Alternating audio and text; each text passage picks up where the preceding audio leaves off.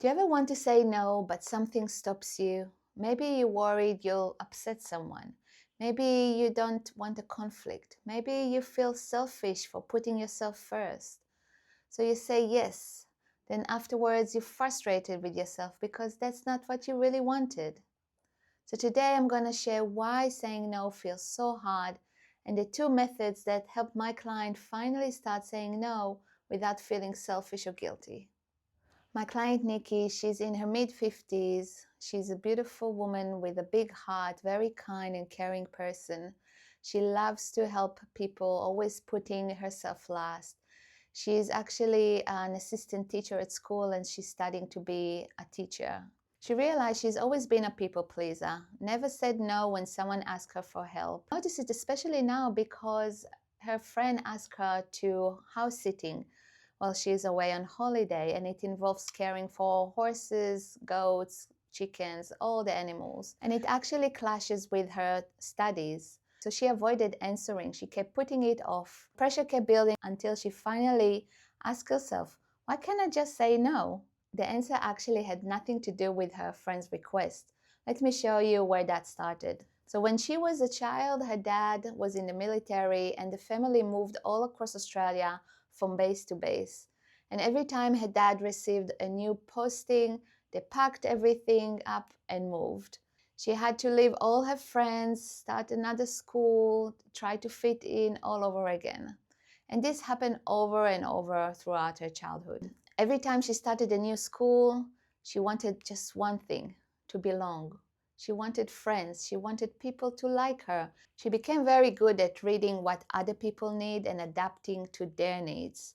And she learned that keeping the peace helped her feel accepted. Without even realizing it, she developed people-pleasing as a survival strategy. Now, when she's an adult, whenever a friend asks her for a favor, her automatic response is yes. Even when she doesn't have the time, even when she already had plans, or even if she doesn't want to. The word no does not exist in her vocabulary. And she told me it feels unsafe, like what would people think about her? Saying no feels like a risk that she won't feel belong or feel accepted. And here's the interesting part. She realizes she feels guilty and ashamed whenever she tries to say no, like she's being rude for putting herself first, which made her feel uncomfortable. So saying yes became a way of escaping those uncomfortable feelings or sensations. And it actually feels easier than sitting with those uncomfortable emotions. Okay, but that's only part of the picture.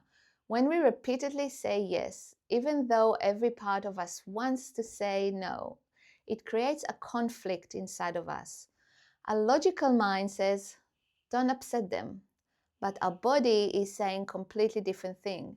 You might notice tension in your body, maybe in your shoulders, maybe a tight chest, maybe a knot in your stomach. If you heard about Dr. Gabor Mate, you know that he often speaks about authenticity. When we are disconnected from what we truly feel or need, our body can carry that inner conflict. And over time, constantly overriding ourselves can contribute to our tension, stress, and also anxiety because we're no longer listening to ourselves. So how can we start changing this pattern? Well, before you can confidently say no, you first have to notice what your body is trying to tell you. When you want to say no, when someone asks you for a favor, for example, do you feel a resistance? Do you feel a resentment? Does your body feel tense? Where do you feel it? What sensations do you notice in your body? Does your stomach feel tight?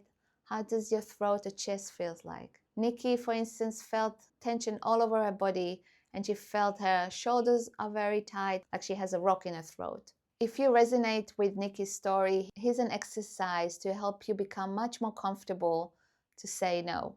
But I want to say something first. This isn't something that changes overnight. If you spend years putting everyone else first, your nervous system or your body learn that saying yes actually feels safe. So this is something you need to practice, okay? So here's what I'd like you to do. Find a quiet space and simply say the word no, and say it out loud, not in your head, out loud. Then notice, how does your body feel? What changes in your body? Does your body feel tense? Do you feel guilty? Does your heart race? Whatever comes up, Don't fight it, don't judge it. Simply allow yourself to feel it. Stay with it. Then when you are ready, you can say no again. You can even place your hands in front of you like a stop sign and say no. With every repetition, notice what changes. And I would say maybe try it for 3 to 5 times a day, then stop and come back the next day. And notice how it feels the next day. What changes from before. We're teaching your body that you are still safe by saying no. The second part of this exercise is practicing what happens after you say no. Because for many women, the first part of saying no is only part of why we feel so anxious. The other part is about what the other person will think about us or how the other person will react when we say no.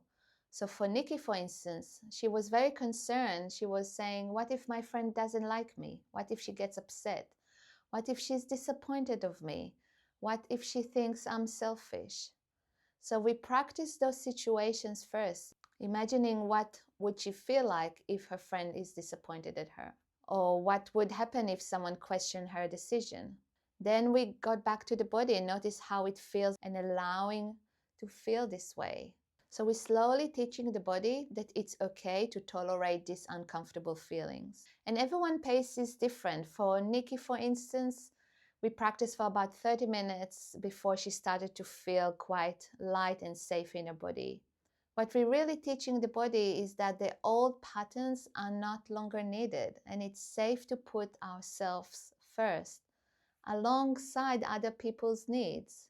And unfortunately, not everyone will agree with your boundaries, and that's important to realize and allow yourself to feel this disappointment in your body.